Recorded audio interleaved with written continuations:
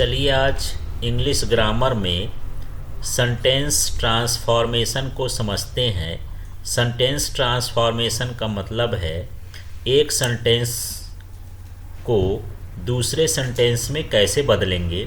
अभी यहाँ पर हम सिंपल सेंटेंस की बात कर रहे हैं, जैसे निगेटिव को पॉजिटिव सेंटेंस, इंट्रोगेटिव सेंटेंस, या इनको आपस में कैसे चेंज करेंगे।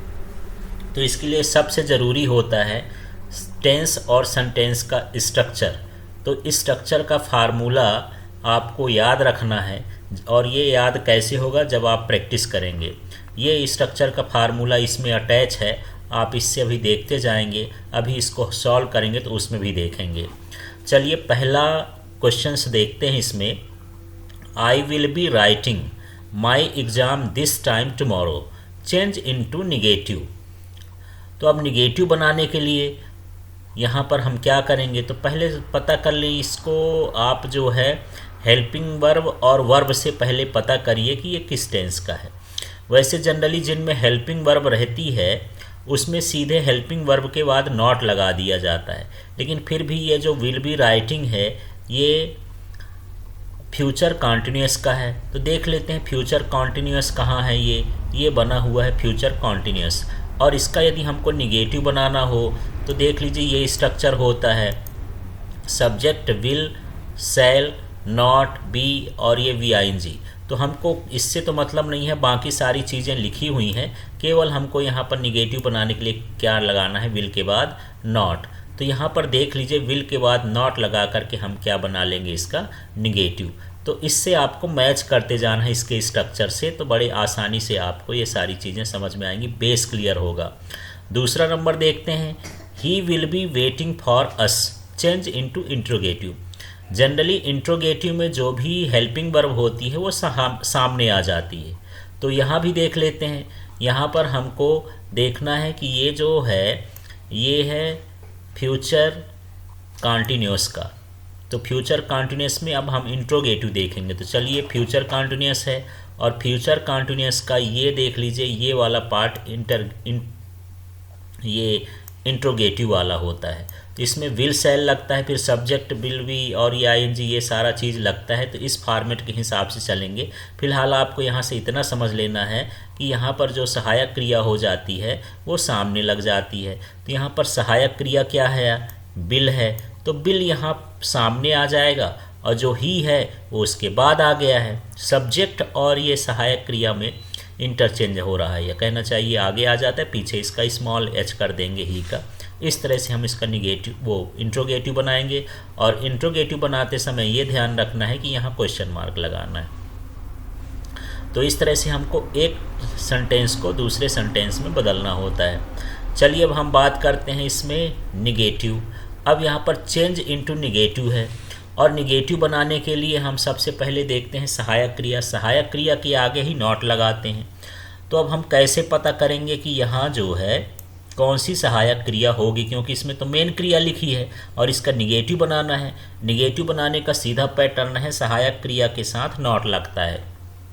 तो यहाँ पर हम देख लें, एक चीज़ विशेष ध्यान रखना है, ऐसे वर्ड्स उसी में होते हैं जिसमें सहायक क्रिया जो गायब रहती है वो उनके लिए जो सहायक क्रिया होती है या तो डू होता है या डज होता है और या फिर डिड होता है। बाकी सहायक क्रिया सब में लिखी रहती हैं। ये सहायक क्रिया हाइड रहती हैं, छिपी हुई होती हैं, दिखाई नहीं देती हैं। अब हम इसमें कैसे पता करेंगे कि ये वाला सहायक क्रिया है कि ये वाला सहायक क्रिया है कि ये वाला सहायक क्रिया है। तो हमको फिर इसका ये जो वर्ब दिया है इसको देखना है। यदि वर्ब सेकेंड फॉर्म में है, इसका मतलब ये है कि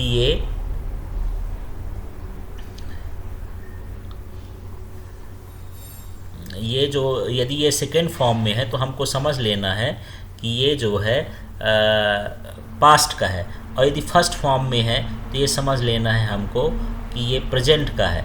और प्रेजेंट में भी यदि यस ई एस लगा है तो हमको समझ लेना वो सिंगुलर का है, और यदि वो नहीं लगा है तो हमको समझ लेना है कि ये प्लूरल का है। तो यहाँ पर देख लेते हैं फर्स्ट फॉर्म है, और फर्स्ट फॉर्म है तो सहायक क्रिया क्या रहेगी, डू। तो यहाँ पर हो जाएगा डू नॉट, और यहाँ पर वो नो ही रहेगा, फर्स्ट फॉर्म ही रहेगा। इस तरह से बाकी चेंजेस हमको नहीं करना है, केवल हमको यहाँ सहायक क्रिया और नॉट जोड़ना होता है, बाकी सारी चीज़ें वैसे लिख देते हैं। तो इस तरह से हमको निगेटिव बनाना है। इसके बाद हम 4 नंबर में देखते हैं, हमको यहाँ फिर से आ गया क्या बनाने के लिए, इंट्रोगेटिव। इंट्रोगेटिव बनाना हो तो ज़्यादा नहीं सोचना है, इसमें आपको सहायक क्रिया ढूंढना है। ये सहायक क्रिया है और इसको सामने ले जा करके यहाँ लगा देना है। ये इंट्रोगेटिव का पैटर्न होता है हर सेंटेंस में।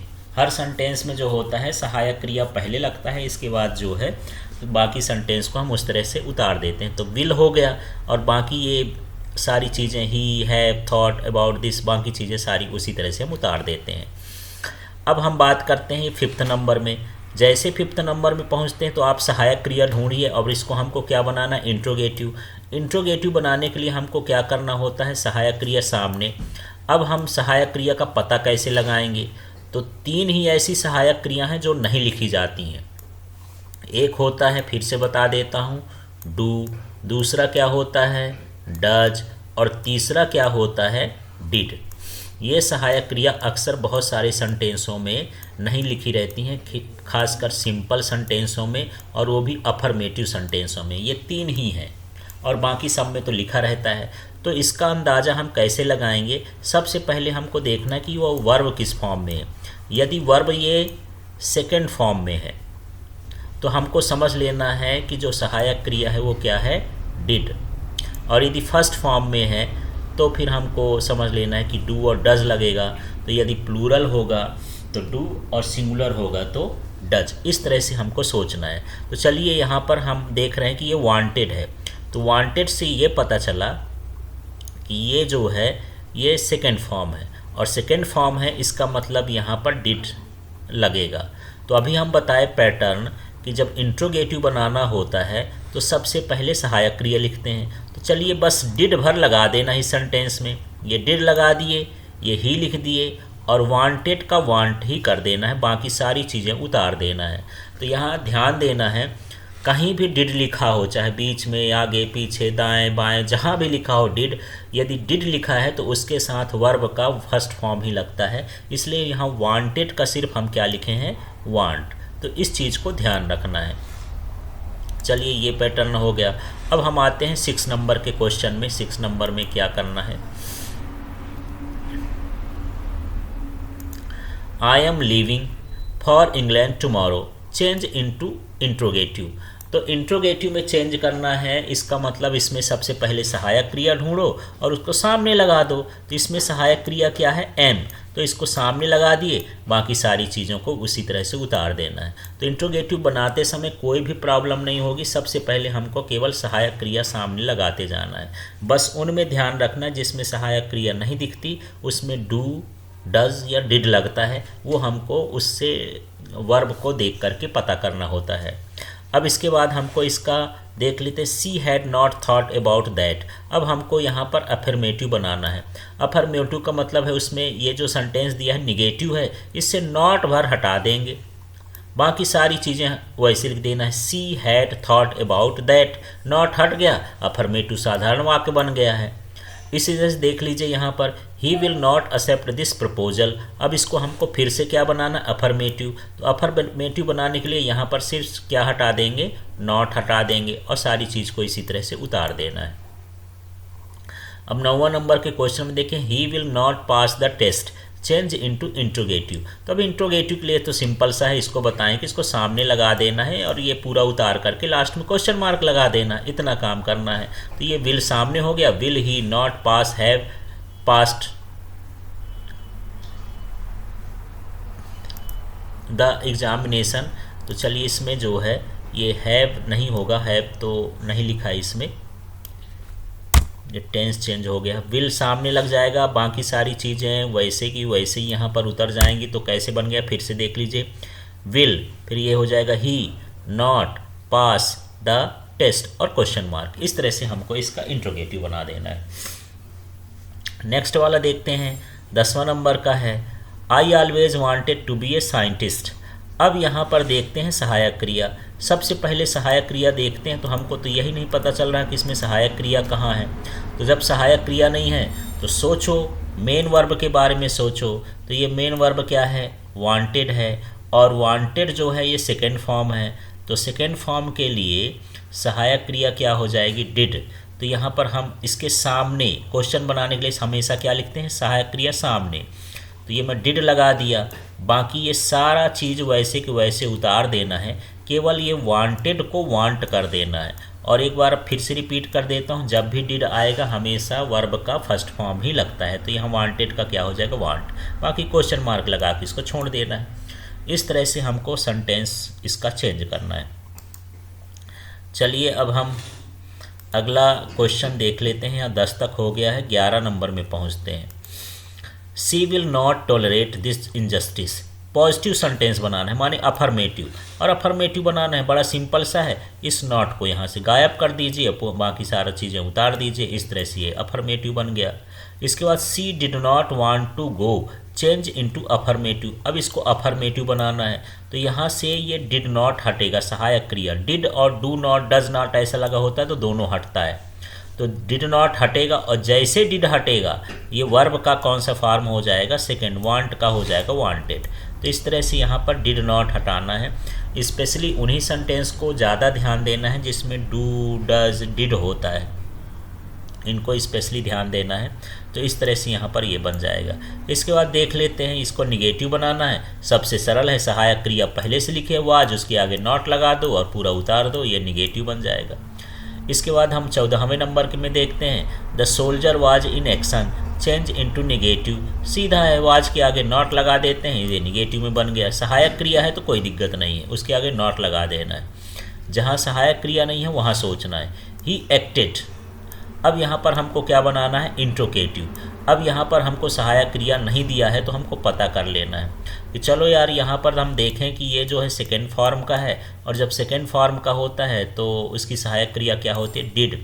और डिड ही, और इसका फर्स्ट फॉर्म ही लग जाएगा क्या, एक्ट, क्योंकि डिड के साथ हमेशा फर्स्ट फॉर्म लगता है। 16 नंबर के क्वेश्चन में पहुँचते हैं। 16वां क्या है, he did his work well. अब चेंज इनटू नेगेटिव। अब निगेटिव बनाने के लिए है तो सबसे पहले हमको यहाँ पर सहायक क्रिया ढूंढना है। यहाँ कोई सहायक क्रिया नहीं है इसमें, और जब सहायक क्रिया नहीं होती तो फिर भी वही ऑप्शन कि हमको क्या पता करना है, डू लगा सकते हैं कि डज लगा सकते हैं कि डिड लगा सकते हैं। तो यहाँ पर फिर से वही हमको फार्मूला अपनाना है। तो यहाँ पर हम देखते हैं, जो ये डिड लिखा है ये सहायक क्रिया नहीं है, यहाँ ये डिड जो है ये डू का सेकेंड फॉर्म है, मेन वर्ब है। तो इस तरह से यहाँ पर हमको समझ लेना कि ही लगाएंगे, और ये सेकेंड फॉर्म दिया है इसलिए यहाँ पर डिड नॉट लगाएंगे, और डिड का फर्स्ट फॉर्म क्या हो जाएगा, डू हो जाएगा। तो इस तरह से यहाँ पर पैटर्न होता है। तो यहाँ पर हमको सबसे पहले पता करना होता है कि ये किस टेंस का है। तो यहाँ पर ये पास्ट इंडिफिनिट का है, सेकेंड फॉर्म है, इसलिए हमको डिड नॉट लगा करके डू लगाना है। चलिए नेक्स्ट वाला हम देखते हैं 17वां नंबर का। और ऐसे ही डू वाले, डिड वाले, डज वाले आएंगे, और इनको स्पेशली ध्यान देना है आपको। तो अब हम आ जाते हैं 17वें प्रश्न में। इसमें भी ढूंढते हैं क्या है, he did his work well, change into interrogative. अब इसमें इंट्रोगेटिव चेंज करना है। तो इंट्रोगेटिव चेंज करना है तो सबसे पहले इसमें सहायक क्रिया ढूंढते हैं। तो कोई सहायक क्रिया नहीं है, ये भी सहायक क्रिया नहीं है, ये वर्ब का सेकेंड फॉर्म है। किसका सेकेंड फॉर्म है, डू का।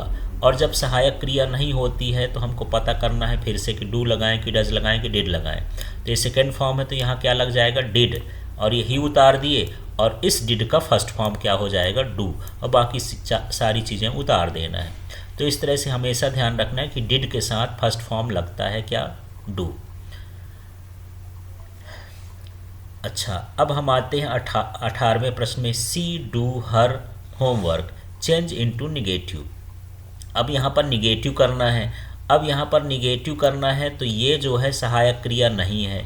फिर से हमको पता करना है कि यार यहाँ सहायक क्रिया क्या लगेगा।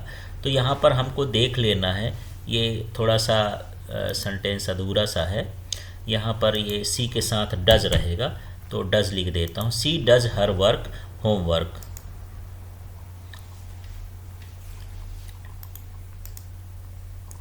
सी डज हर होमवर्क। अब इसका हमको क्या बनाना है, निगेटिव। तो जब यहाँ पर फिर से देख लेते हैं, यहाँ पर डू हो, डज हो, डिड हो, इसका मतलब यहाँ पर सहायक क्रिया नहीं दी हुई है, ये सहायक क्रिया नहीं है। तो इसके लिए अब हम कैसे पता करेंगे, तो समझ लेना है कि ये डज हो गया, इसका मतलब ये है कि ये वर्ब के साथ यस यस लगता है, तो इसकी सहायक क्रिया डज नॉट हो जाएगी यहाँ। और साथ में यहाँ देख लेते हैं,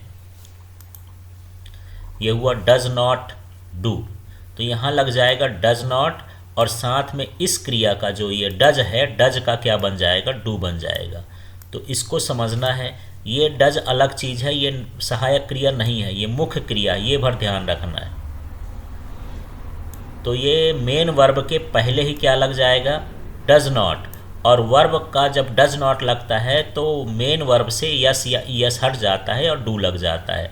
इस तरह से हमको यहाँ पर इसका निगेटिव बनाना है, और इस तरह का डू वाले, डज वाले, डिड वाले आते ही एग्ज़ाम में, अक्सर हर तरह के एग्ज़ाम में, चाहे कंपटीशन के हों चाहे क्लासेस के एग्ज़ाम हो। चलिए अब नेक्स्ट वाला देखते हैं, Mohan does his work daily. तो चलिए इसमें भी हमको पता कर लेना है। तो यहाँ डज नॉट डू, ये चेंज इनटू निगेटिव, निगेटिव बनाना है। तो फिर से हमको, ये मोहन वाला है, मोहन वाला देखते हैं, Mohan does his work daily, change into negative. अब इसको निगेटिव बनाना है तो फिर से वही तरीका, इसमें हम वर्ब ढूंढेंगे। तो ये वर्ब है, लेकिन ये वर्ब जो है मेन वर्ब है, सहायक क्रिया नहीं है, क्योंकि डज जो है ये सिंपल से अकेला जब रहता है नॉट के बिना तो वो मेन वर्ब होता है, तो डज हो गया। अब यहाँ पर इस मेन वर्ब के सामने जो लगता है, यदि वर्ब के साथ यस ईएस लगा हो तब उसके साथ क्या जोड़ते हैं, डज नॉट, फिर इस वर्ब से एस ईएस हटा करके क्या लिखते हैं, डू। इस तरह का ये पैटर्न होता है। ये इसमें मोहन में भी इसी तरह से है, यहाँ डज है, ये मेन वर्ब है, मेन वर्ब का क्या हो गया, डू हो गया, और डज नॉट यहाँ पर अलग से जोड़ देंगे।